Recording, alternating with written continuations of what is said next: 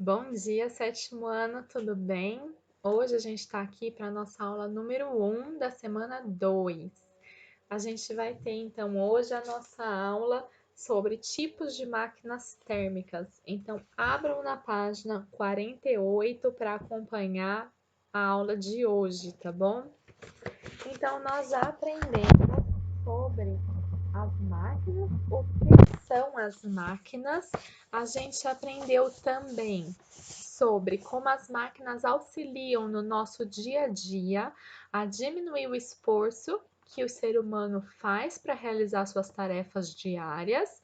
E também aprendemos sobre o que é calor, transferência de calor. E agora a gente está aprendendo como o calor pode ser utilizado para movimentar as máquinas. Foi isso que vocês viram na introdução da última aula. E hoje a gente vai falar sobre os tipos de algumas máquinas térmicas. As primeiras máquinas térmicas foram criadas para resolver um problema que estava tendo nas minas de carvão. Quanto mais fundo se cavava para procurar o carvão, os homens também estavam encontrando água e eles precisavam retirar essa água de lá de dentro. E foi inventada uma máquina térmica para isso. A gente não vai se ater nesse tipo de máquina térmica, a gente já vai pular para a máquina térmica e sua importância na Revolução Industrial. Vocês fizeram uma cartilha sobre a primeira Revolução Industrial e as máquinas térmicas e entregaram na semana passada. Vocês devem ter visto como que as máquinas têxtil, na indústria de tecido e de fios, foi muito importante e mudou a vida da sociedade. Aqui na página 48, a gente tem uma fotografia de uma antiga máquina têxtil movida a vapor. Então, a gente sabe que a tecelagem foi um dos ramos mais atingidos pela máquina a vapor, pela invenção e como que mudou. Antes a colheita do algodão era feita à mão e os fios também, né, na roca, chama roca. Creio que todo mundo já tem assistido o desenho da Cinderela que fica lá girando a roca e daí ela pica o fio, né? Cinderela não, Bela Adormecida, né, gente? Que pica o fio e daí dorme, não é isso? Cinderela é outra, do sapatinho, né? Bela Adormecida, que pica o fio e daí dorme, né? Antes era assim, e agora com as máquinas a vapor, isso vai girar sozinho. Sozinho não, com a energia do calor, não é? Isso vai mudar, a produção vai ser muito mais rápida e vai mudar completamente a sociedade. Vai aumentar o lucro, as pessoas vão passar então a ir para as cidades, vai sair de uma sociedade rural e ir para uma sociedade urbana e mudou demais o modo de vida. Uma outra influência muito grande das máquinas a vapor foi para a locomotiva. A gente tem aqui uma figura de uma locomotiva. No fim do século XIX, no começo do século XX, as locomotivas foram muito utilizadas para o escoamento de mercadoria aqui no Brasil. Era utilizada para o escoamento de minérios para os portos, e daí então esses minérios iam para os navios e eram exportados para outros países, outras localidades. A gente teve durante muito tempo a maior parte do transporte no nosso país foi feito por locomotivas a vapor. Depois, aos poucos, gradativamente, foi substituído pelas estradas, pelos carros e caminhões. Vocês já devem ter ido passear de Maria Fumaça, não foram? Em alguma fase, na escola ou com a família. A gente tem o passeio de Maria Fumaça em Jaguariúna. É uma locomotiva a vapor. Se vocês nunca foram, vale a pena ir, é um passeio diferente. E é uma locomotiva movida então a carvão, que é uma máquina movida a vapor. A gente também tem as turbinas aqui, ó, uma turbina movida a vapor. Essas turbinas, elas têm então uma fonte de energia térmica, ela vai gerar um movimento, energia mecânica, que é a energia do movimento. E esse movimento, então, se ele estiver ligado a um gerador, essa energia do movimento pode ser transformada em energia elétrica. Essa energia que chega na nossa casa pelas tomadas. Essa energia é muito importante aqui no Brasil, ela também é utilizada, porque quando as hidrelétricas, a água está em falta, época de seca no Brasil, a gente necessita dessas usinas térmicas para gerar energia. E também temos os motores a gasolina e a diesel. Aqui tem uma foto de um motor de um carro.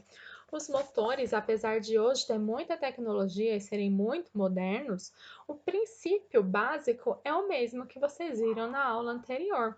Tem uma fonte de calor, um combustível e a queima desse combustível vai gerar essa energia térmica, que é utilizada para gerar um movimento.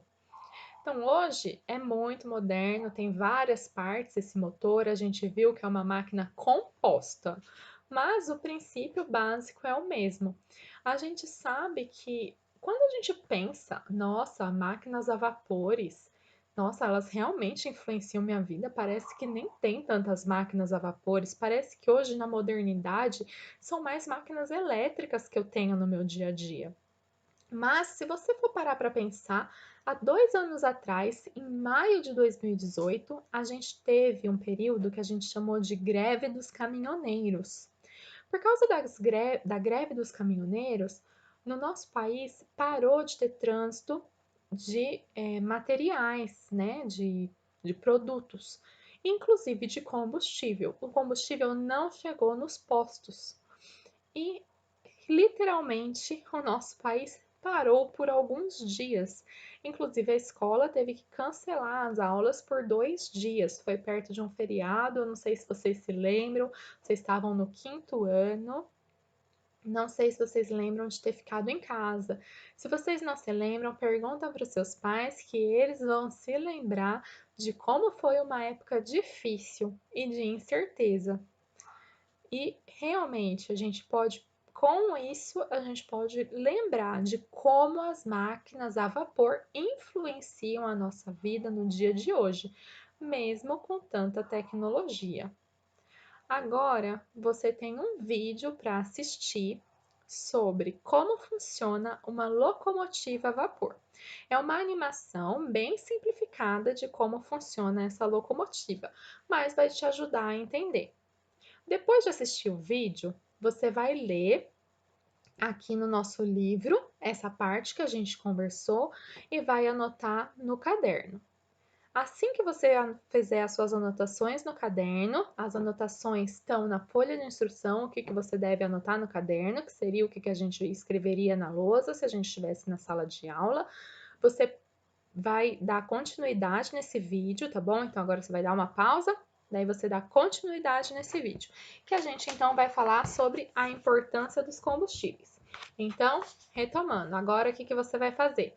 Você vai assistir o vídeo da animação da locomotiva, que eu deixei o link aqui nas instruções, vai ler até aqui, então do começo, do tipo de máquinas térmicas até aqui, motor a gasolina e a diesel, e vai fazer as anotações que eu pedi para você fazer no seu caderno.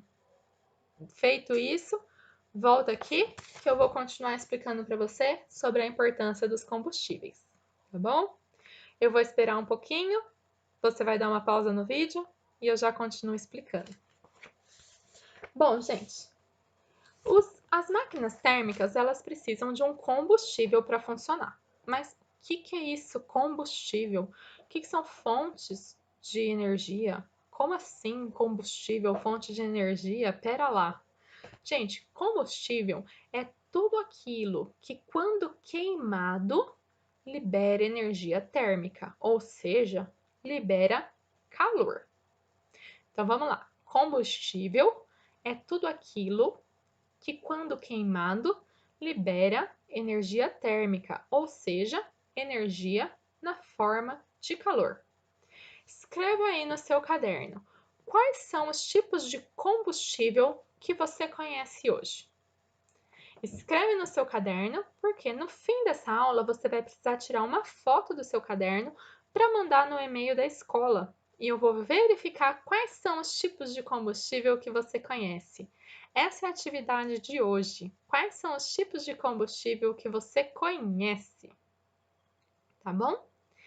Gente, os tipos de combustível que o pessoal usava lá no passado, quando começaram a ter essas máquinas térmicas, era a madeira. Era o mais fácil de se obter. Mas começou a ter escassez de madeira, porque tirava essas madeiras dos bosques e das florestas. Depois começou a usar também gordura animal. Caçava o animal, comia-se a carne e a gordura era utilizada então como fonte de combustível. Com o decorrer do tempo, o avanço da tecnologia, foi utilizado também o carvão e o petróleo. Lá no século XX, começou a observar os danos que o uso do carvão, do petróleo e a queima da madeira trazia para o meio ambiente. E daí começou a estudar fontes alternativas de combustível.